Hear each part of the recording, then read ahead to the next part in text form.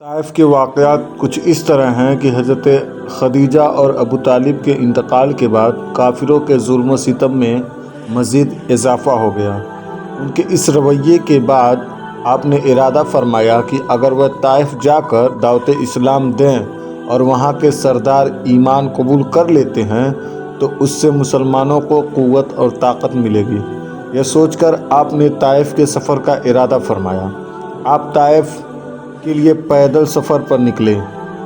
آپ کے ساتھ صرف آپ کے غلام حضرت زید بن حارثہ تھے۔ طائف پہنچ کر آپ نے کچھ دن آرام کے بعد وہاں کے سرداروں سے ملاقات کی۔ سردار عبد یالیل اور اس کے دو بھائی مسعود اور حبیب کو آپ نے اسلام کی دعوت دی، مگر انہوں نے دعوت قبول کرنے کے بجائے نہ صرف آپ کا مذاق اڑایا بلکہ طائف کے بدمعاش اور شریر لوگ آپ کے پیچھے لگا دیے، جو جلوس کی شکل میں اکٹھے ہو گئے اور آپ کا تعاقب کرنے لگے۔ یہ لوگ نازیبا جملے کہتے اور اپنے بتوں کے نعرے لگاتے ہوئے آپ کے پیچھے لگ جاتے اور آپ پر پتھر برسانے شروع کر دیتے۔ انہوں نے اللہ کے آخری نبی صلی اللہ تعالیٰ علیہ وسلم کے مبارک قدموں کو نشانہ بنایا اور اتنے پتھر مارے کہ پاؤں مبارک زخمی ہو گئے اور خون بہنے لگے۔ اتنا خون بہا کہ آپ کے جوتے خون سے بھر گئے۔ آپ کے غلام زید بن حارثہ رضی اللہ تعالیٰ عنہ آپ کو پتھروں سے بچانے کے لیے خود آگے آتے اور پتھر اپنے بدن پر لیتے، جس سے وہ خود بھی لہو لہان ہو گئے۔ جب آپ درد کی شدت کی وجہ سے بیٹھ جاتے تو کوئی شریر آگے بڑھتا اور بڑی بے دردی سے آپ کو جھٹکا دے کر کھڑا کر دیتا اور چلنے پر مجبور کر دیتا۔ جب آپ چلنے لگتے تو یہ ظالم پھر آپ پر پتھر برساتے، گالیاں دیتے، تالیاں بجاتے اور ہنسی اڑاتے۔ آخرکار آپ نے زید بن حارثہ کے ساتھ قریب میں موجود انگوروں کے باغ میں پناہ لی۔ یہ باغ مشہور کافر اور آپ کے دشمن عتبہ بن ربیعہ کا تھا۔ آپ کی حالت دیکھ کر وہ بھی آپ کو رحم بھری نظروں سے دیکھنے لگا۔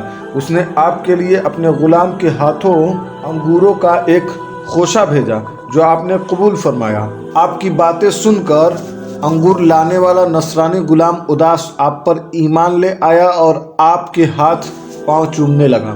کچھ عرصہ گزر جانے کے بعد ایک بار حضرت عائشہ رضی اللہ تعالیٰ عنہ نے اللہ کے آخری نبی صلی اللہ تعالیٰ علیہ وسلم سے پوچھا، کیا جنگ احد کے دن سے بھی زیادہ سخت کوئی دن آپ پر گزرا ہے؟ تو آپ نے ارشاد فرمایا، ہاں اے عائشہ، وہ دن میرے لیے جنگ احد کے دن سے بھی زیادہ سخت تھا جب میں نے طائف میں وہاں کے ایک سردار عبد یالیل کو اسلام کی دعوت دی۔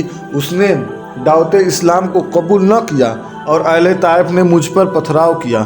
میں اس رنج و غم میں سر جھکائے چلتا رہا یہاں تک کہ مقام قرن الثعالب میں پہنچ کر میرے ہوش و حواس بجا ہوئے۔ وہاں پہنچ کر جب میں نے سر اٹھایا تو کیا دیکھتا ہوں کہ ایک بدلی مجھ پر سایہ کیے ہوئے ہے۔ اس بادل سے حضرت جبریل نے مجھے آواز دی اور کہا کہ اللہ پاک نے آپ کی قوم کا جواب سن لیا اور اب آپ کی خدمت میں پہاڑوں کا فرشتہ حاضر ہے تاکہ وہ آپ کے حکم کی تعمیل کرے۔ پھر پہاڑوں کا فرشتہ مجھے سلام کر کے عرض کرنے لگا، اے محمد صلی اللہ تعالیٰ علیہ وسلم، اللہ پاک نے مجھے آپ کی خدمت میں بھیجا ہے تاکہ آپ مجھے جو چاہیں حکم دیں اور میں آپ کا حکم بجا لاؤں۔ اگر آپ کہیں تو میں ابو قبیس اور قیقعان یہ دونوں پہاڑ ان کفار پر الٹ دوں تو میں الٹ دیتا ہوں۔ یہ سن کر آپ نے جواب دیا کہ نہیں، بلکہ میں امید کرتا ہوں کہ اللہ پاک ان کی نسلوں سے اپنے ایسے بندوں کو پیدا فرمائے گا جو صرف اللہ پاک کی ہی عبادت کریں گے اور شرک نہیں کریں گے۔ اللہ کے آخری نبی صلی اللہ تعالیٰ علیہ وسلم اسی سفر طائف سے واپسی پر مقام نخلا میں تشریف فرما ہوئے۔ رات میں جب آپ نماز تہجد میں قرآن پاک پڑھ رہے تھے تو نصیبین کہ جنوں کی ایک جماعت آپ کی خدمت میں حاضر ہوئی اور قرآن سن کر یہ سب جن مسلمان ہو گئے۔ پھر ان جنات نے واپس جا کر اپنی قوم کو تبلیغ کی تو مکہ شریف میں جنات کے بڑے بڑے گروہوں نے اسلام قبول کیا۔ قرآن پاک میں سورہ جن کی ابتدائی آیات میں اللہ تعالیٰ نے اس واقعے کا ذکر فرمایا ہے۔